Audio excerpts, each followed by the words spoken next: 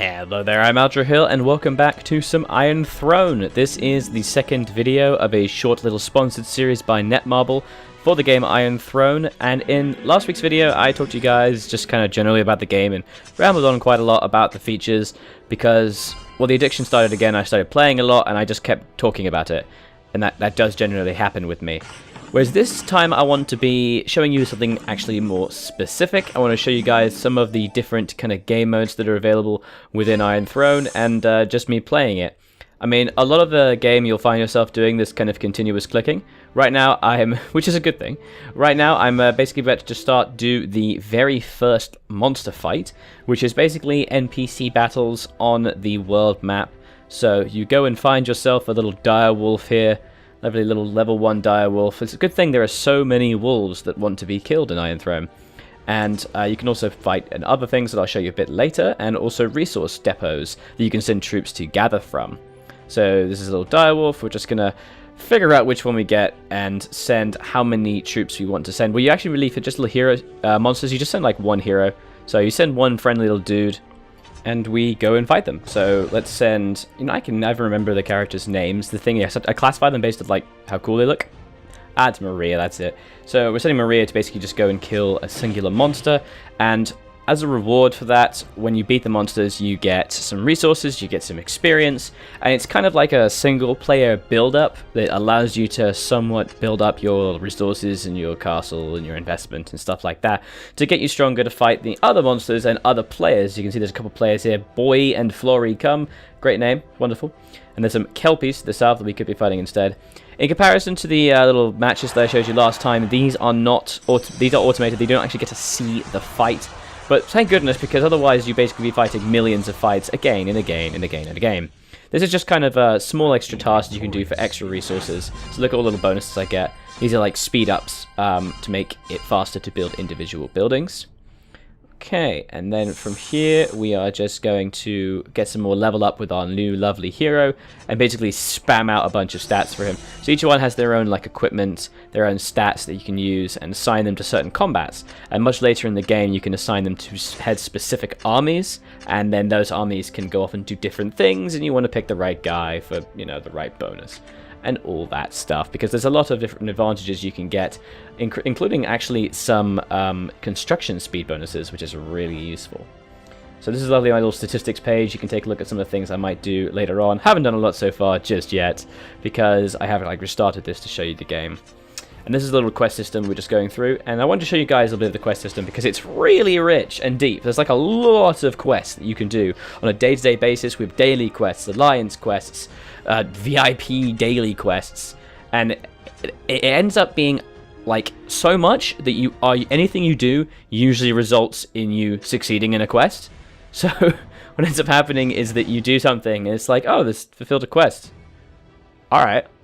Now what I'm doing is I'm just basically upgrading my citadel a bit more, basically upgrading everything. So obviously you invest into your mines, you invest into your buildings, and those then give you more resources to invest into more buildings. Because this single player and multiplayer stuff, some of the advanced gameplay, is somewhat gated by your citadel level. And the citadel level is obviously that itself gated by the levels of different buildings in your castle. So I need to upgrade all the buildings in turn, and the very basic little quest thing, upgrade a quarry to level 6, it's very obvious what you need to do. It kind of takes you from bit to bit to bit, very linear. And if you don't want to have to spend any of your, speed ups, obviously you can invest money into the game, but the thing is you get so many speed ups for as a result of quests, like you just get so much. You can really kind of churn through the first stages of the game and then use those quests to continuously give you resources to funnel more construction. It's done quite well so that it does actually not take long to start unlocking different levels of the game. So obviously I showed you guys the dimensional battles last week, and what ended up happening is that was a result of the Citadel being a certain level, and then later on we're going to upgrade our Citadel and then get even more cool stuff to do, and there's like a few different game modes, and by the end of it you're left with like a variety of different things you can play. You can play some single player matches and fights, you can play some multiplayer like team death matches, and of course you can just fight on the world sphere. And I think that's one of the things that really takes this game above others of its type, because it's not just like, do this thing. It's just, there's so many things you can do. And it reminds me of playing like a fully fledged PC MMO.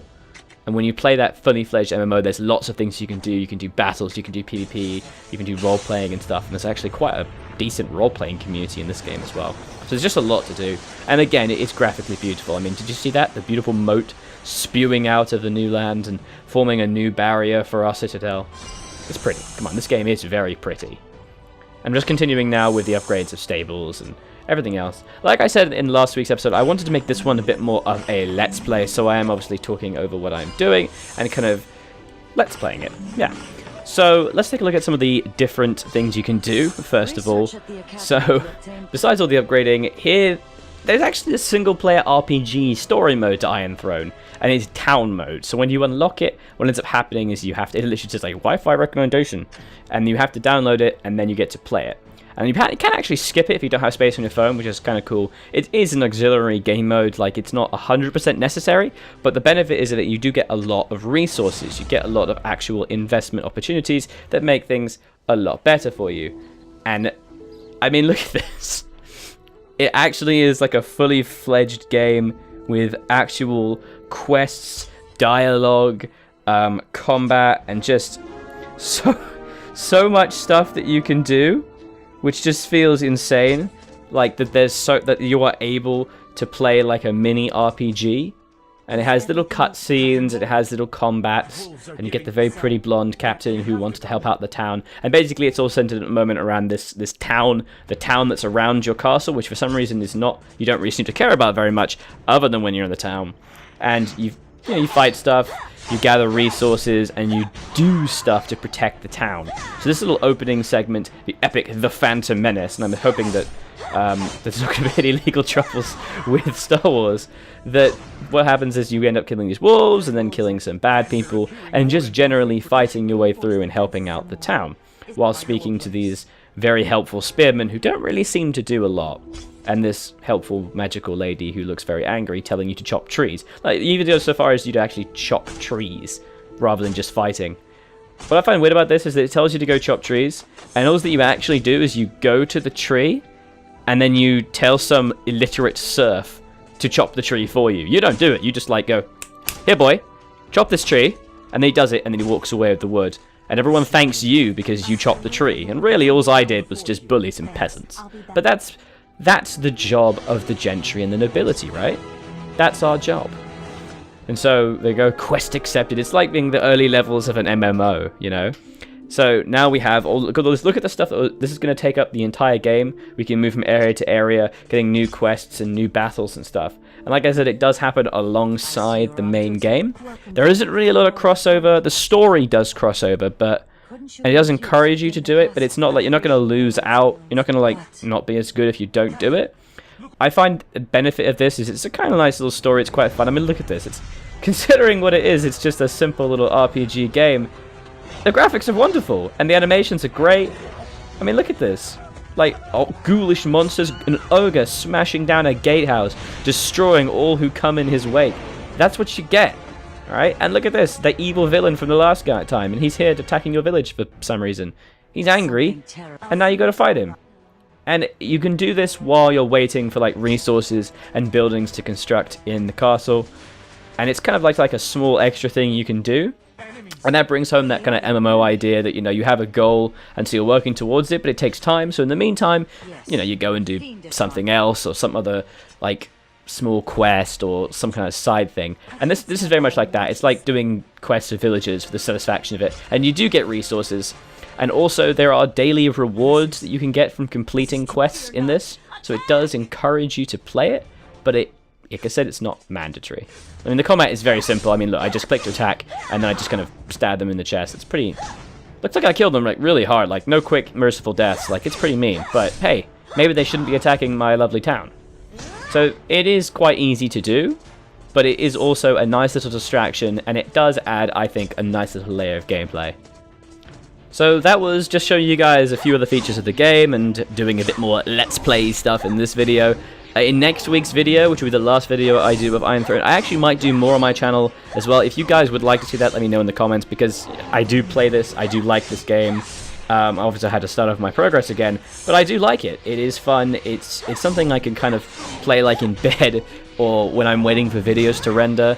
So if you'd like to see more of it, please let me know. But in next week's episode, I'm going to be showing you guys some of the other things you can do, the kind of, well, it's like the Battle Royale mode and the Team Deathmatch mode, and different ways you can PvP and play with some cool stuff. So that's it. I was Aldrin, I'll continue to be, and this has been the second video in the Iron Throne series. Thank you very much for watching. Bye-bye.